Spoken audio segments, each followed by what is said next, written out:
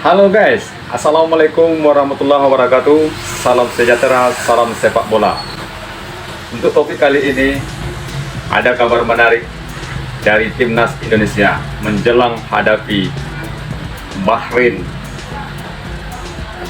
Kabar ini diberitakan oleh channel Puncak Klasemen dan sudah ditonton puluhan ribu dengan judul Ambisi Balas Dendam Pakai Generasi Emas saat Bahrain membahas masa lalu Indonesia versus Bahrain. Tidak berlama-lama, ayo kita simak kabar selanjutnya.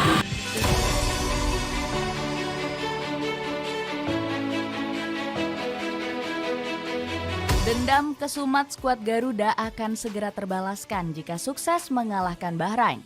Timnas Indonesia yang pernah dipermalukan telak kini datang dengan kekuatan yang lebih kuat.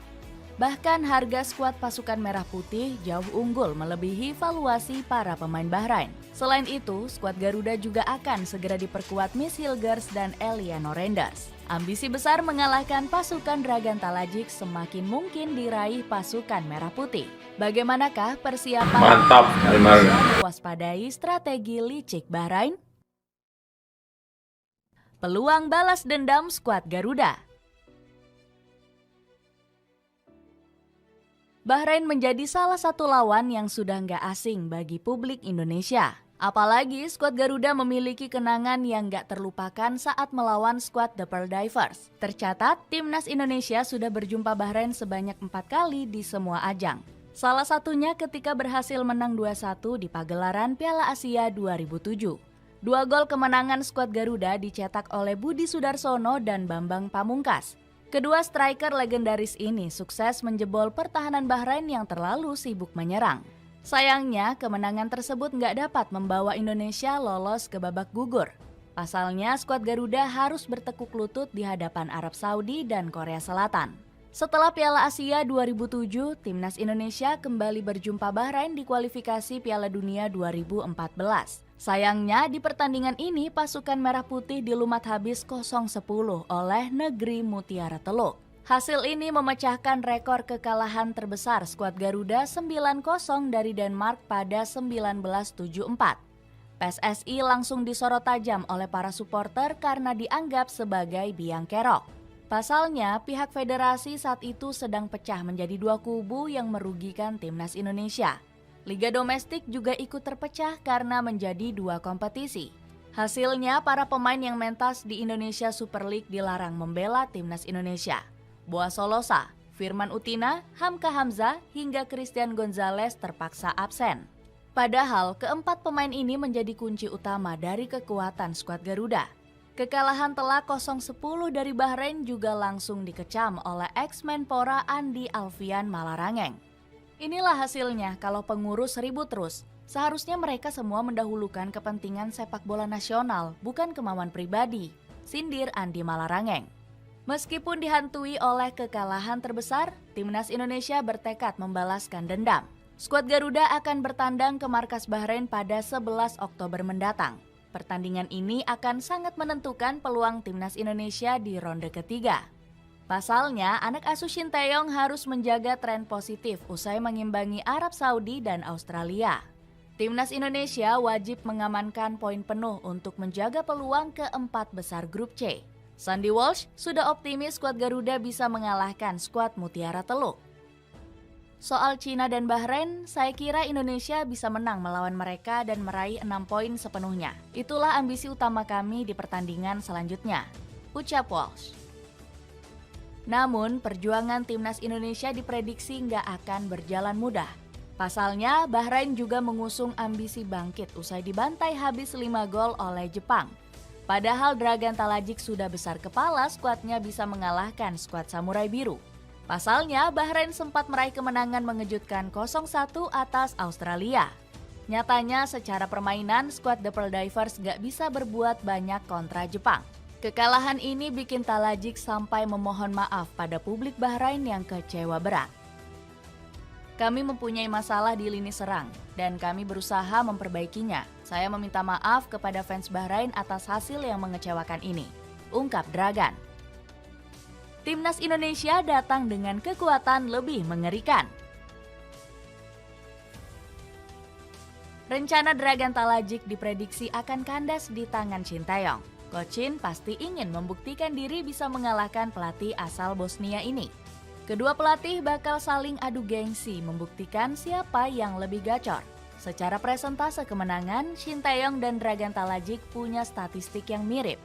Coach Shin sudah mencatat 50% kemenangan sejak melatih skuad Garuda. Sementara Dragan Talajic juga punya presentase kemenangan 50% bersama Bahrain. Namun Shin Tae-yong lebih unggul dari perolehan gol per laga dibanding pasukan merah. Sementara dari raihan trofi, juru taktik asal Korea Selatan ini dikalahkan Talajic. Coach Shin hanya berhasil mendapatkan 3 trofi di sepanjang karir kepelatihannya. Sementara Talajic sudah mengoleksi 5 gelar sejak menjadi pelatih pada 2004 silam. Keduanya juga sama-sama pernah meraih trofi AFC Champions League saat menjadi juru taktik klub. Shin Tae-yong sukses mengangkat piala ini ketika melatih Songnam Ilhwa. Sementara Talajic mendapatkan gelar AFC Champions League bersama Al Ittihad. Dengan statistik yang berimbang, Shin Tae-yong diprediksi akan semakin bersemangat meraih kemenangan. Selain itu, Coach Shin juga ingin mempercepat target pribadi bersama skuad Garuda. Sang pelatih ingin membawa pasukan Merah Putih menembus ranking 100 besar FIFA. Target jangka panjangnya secara pribadi adalah membawa Indonesia menembus 100 besar FIFA, tegas Coach Shin. Timnas Indonesia sekarang bercokol di posisi 129 setelah meraih 2 hasil imbang. Kemenangan melawan Bahrain disebut bisa mendongkrak ranking skuad Garuda lebih tinggi. Selain ambisi pribadi, Shin Tae-yong juga diprediksi ingin membungkam kesombongan Talajic. Pasalnya, pelatih Bahrain ini sempat koar-koar meremehkan skuad Garuda. Lihat Timnas Indonesia pada laga kedua, hanya mendapatkan skor 0-0. Sementara kami mendapatkan 3 poin dari pertandingan melawan Australia dan Jepang, tegas Talajic. Keyakinan Shin Tae-yong akan semakin menyala karena skuad Garuda punya amunisi yang lebih kuat. Timnas Indonesia bakal segera diperkuat Miss Hilgers dan Eliano Renders. Kedua pemain ini memang dipersiapkan untuk menghabisi skuad Mutiara Teluk. Bahkan PSSI mendapat bantuan dari DPR untuk mempercepat proses naturalisasi Hilgers dan Eliano. Setelah disetujui, kedua pemain ini tinggal melakukan sumpah kewarganegaraan di Belanda. Erick Thohir menargetkan Hilgers dan Eliano bisa didaftarkan sebelum 24 September. Tanggal 20-24 September kami masih ada waktu 4-5 hari untuk coba mendaftarkan, kata Ketua PSSI ini. Timnas Indonesia juga akan kembali diperkuat para pemain yang telah sembuh dari cedera. Jordi Amat dan Yance Sayuri berpotensi kembali dipanggil untuk melawan Bahrain dan Cina. Kedua pemain ini sempat absen membela Timnas Indonesia saat bersua Arab Saudi dan Australia. Jordi Amat sudah nggak sabar ingin menghabisi kesombongan Bahrain. Kami akan menjalani pertandingan tandang dan kami membutuhkan performa luar biasa lainnya. Tentu kami akan berjuang sampai detik terakhir. Tandasnya, level Timnas Indonesia juga semakin mendekati Bahrain di tangga klasemen ranking negara-negara Asia. Skuad Garuda hanya berjarak 13 peringkat dari skuad Mutiara Teluk. Harga skuad pasukan Merah Putih bahkan unggul telak dari Bahrain berdasarkan Transfermarkt. Saat ini Timnas Indonesia memiliki total harga transfer senilai 16 juta euro. Bahkan jumlah ini belum termasuk tambahan harga Miss Hilgers dan Eliano Renders. Valuasi transfer skuad Garuda diprediksi bisa mencapai 24 juta euro atau sekitar 406 miliar rupiah. Berbeda dengan pasukan merah yang harga skuadnya hanya menyentuh angka 9 juta euro. Mewaspadai strategi licik Bahrain.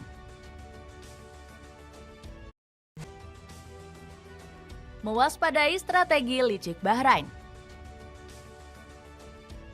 Bahrain diprediksi akan menjalankan strategi busuk untuk menjegal kekuatan Timnas Indonesia. Pasukan Dragan Talajic sudah terbukti berani menerapkan taktik licik saat melawan Australia. Saat itu para pemain skuad The Maroons mengulur-ngulur waktu dengan berakting kesakitan saat dilanggar. Alhasil ritme permainan Australia sering terhambat karena wasit menghentikan pertandingan. Skuad Socceroos akhirnya harus menerima kekalahan di markasnya sendiri. Hasil buruk melawan Bahrain ini sampai bikin Graham Arnold dihujat habis-habisan oleh publik Australia. Pasalnya, netizen negeri Kangguru marah besar karena taktik sang pelatih gagal mengalahkan Bahrain. Namun Graham Arnold justru ogah disalahkan sepenuhnya atas kekalahan ini. Pelatih 61 tahun ini menuduh taktik licik Bahrain bikin anak asuhnya harus menelan kekalahan. Graham Arnold kesal habis-habisan karena skuad Mutiara Teluk banyak mengulur waktu. Ini adalah jumlah menit bermain sepak bola terendah yang pernah saya lihat. Total bola berada di lapangan dan dimainkan hanya 46 menit, tetapi secara keseluruhan kami harus segera bangkit. Bukan hanya sang pelatih, Alessandro Circati juga kesal melihat tingkah licik pasukan Dragan Talajik. Dirinya menyindir keras para pemain Bahrain yang sering pura-pura kesakitan. Seperti yang Anda katakan, saya tidak pikir bahwa kami bermain 5 menit secara penuh. Setiap 3 menit, selalu ada pemain Bahrain yang tergeletak di lapangan, ungkap Circati. Kemudian pada laga melawan Jepang, pasukan merah kembali melakukan aksi licik. Kali ini giliran para supporter Bahrain yang mengganggu performa para pemain Jepang. Publik Bahrain National Stadium terbukti mengarahkan laser ke wajah penggawa skuad Samurai Biru. Momen ini terjadi saat Ayase Ueda akan melakukan eksekusi penalti pada menit ke-37. Namun, provokasi supporter Bahrain ini gagal karena penalti sang pemain tetap berhasil masuk. Gangguan supporter tuan rumah juga sempat terjadi sebelum pertandingan dimulai. Publik negeri Mutiara Teluk ini menyoraki lagu kebangsaan Jepang, yakni Kimigayo. Sontak, Hajime Moriyasu selaku pelatih sangat marah terhadap aksi nggak terpuji supporter Bahrain. Saya nggak mau lagi ada ejekan selama lagu kebangsaan. Timnas Bahrain mampu berlaga dengan dewasa. Saya harap para supporternya melakukan hal yang sama. Timnas Indonesia sejatinya sudah pengalaman menghadapi taktik licik negara Timur Tengah. Sebelumnya, skuad Garuda merasakan strategi curang Qatar di Piala Asia U23 2024. Saat itu, Timnas Indonesia bahkan mendapatkan aksi kecurangan sebelum laga dimulai. Pasukan Merah Putih harus menempuh jarak yang panjang dari hotel ke stadion. Hasilnya, skuad Garuda terlambat 15 menit saat tiba di stadion tempat dimulainya pertandingan. Gara-gara kejadian ini, Shin Tae-yong langsung marah besar. Sebagai tim yang bertanding, kami harus sudah tiba di stadion pada pukul 17 waktu setempat. Tetapi kami baru tiba pukul 17.15. Itu jelas berdampak kepada persiapan kami, utamanya pemain. Skuad Garuda juga mendapat kecurangan dari wasit Nasrullah Kabirov yang memimpin laga. Pengadil lapangan asal Tajikistan ini menghukum Ivar Jenner dengan kartu merah kontroversial. Sementara pemain Qatar cenderung dibiarkan saat melanggar keras penggawa skuad Garuda. PSSI yang merasa dicurangi langsung mengajukan surat protes ke AFC. Jelang melawan Bahrain, Erick Thohir langsung memperingatkan pemain jangan mudah terprovokasi. Bermain di kandang sendiri memberikan Bahrain motivasi ekstra untuk meraih kemenangan. Namun kami harus menghadapi situasi ini dengan mental yang kuat, tegas Erick Thohir. Shin Tae-yong juga bertekad semakin mematangkan taktiknya untuk bertandang ke Bahrain. Namun Coach Shin ogah membocorkan strategi terbaiknya ke awak media.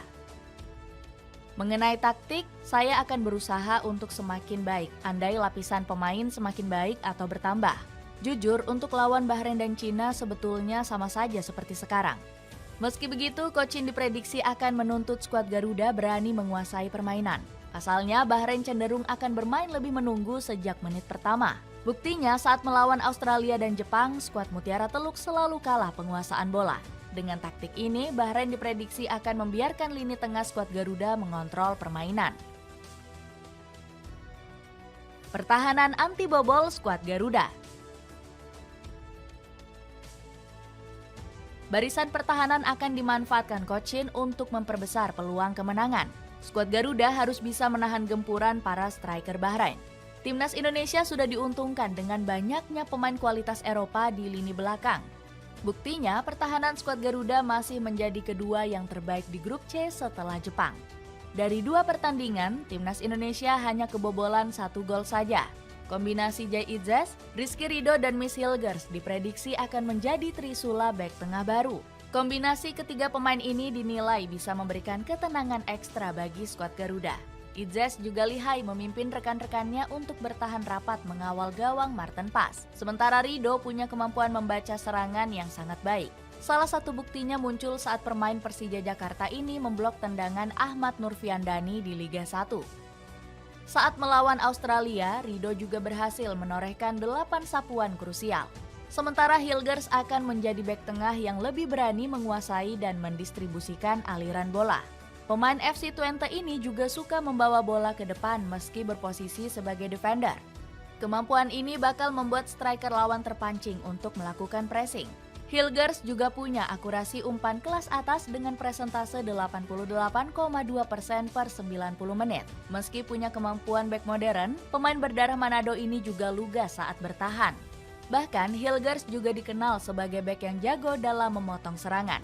Hal ini terlihat dari dirinya yang berhasil melakukan 1,5 tackles per 90 menit dari 4 laga di Eredivisie. Timnas Indonesia juga punya senjata baru di lini serang untuk melawan Bahrain. Munculnya Eliano Renders akan membuat serangan pasukan Merah Putih lebih mengerikan. Barisan penyerang skuad Garuda baru mencetak 1 gol dari 2 laga perdana. Saat melawan Australia, ketajaman para striker Timnas Indonesia justru semakin menurun. Buktinya Ragnar Oratmangun dan Rafael Strijk gagal menjebol gawang Matteo Ryan. Selain itu, Timnas Indonesia juga mencatat jumlah tendangan yang lebih sedikit. Skuad Garuda hanya menorehkan 5 tembakan ke gawang Australia. Padahal pasukan Merah Putih berhasil mencatat 8 shoot ke pertandingan Arab Saudi di laga sebelumnya. Kehadiran Eliano diprediksi bisa memperbaiki tumpulnya ancaman lini serang Timnas Indonesia. Ditambah, pemain 23 tahun ini memang sering melepas tembakan kencang dari luar kotak penalti. Eliano punya bakat yang sama dengan kakaknya di AC Milan yakni Tijani Renders. Kedua pemain ini sama-sama punya senjata tembakan kencang dari luar kotak penalti. Selain itu, Eliano juga bisa menyuntikkan kreativitas untuk skema serangan Timnas Indonesia. Sang pemain bisa dipasang sebagai gelandang serang di belakang striker. Eliano bisa lebih bebas memberikan umpan-umpan ciamik untuk para striker. Selain asisnya, pemain keturunan Maluku ini juga dibutuhkan untuk mengacak-ngacak pertahanan Bahrain. Skuad Garuda butuh sayap lincah yang bisa mengajak pemain pasukan merah beradu sprint. Sebelumnya, Timnas Indonesia mengandalkan Yakob Sayuri dan Yance Sayuri. Namun, kedua pemain ini masih sering absen membela skuad Garuda akibat masalah cedera. Dengan kekuatan yang lebih mengerikan. Woi, tentu bisa. Oke teman-teman, terima kasih sudah menyimak kabar hari ini. Jangan lupa like, komen, dan subscribe video ini. Terima kasih. Sampai jumpa.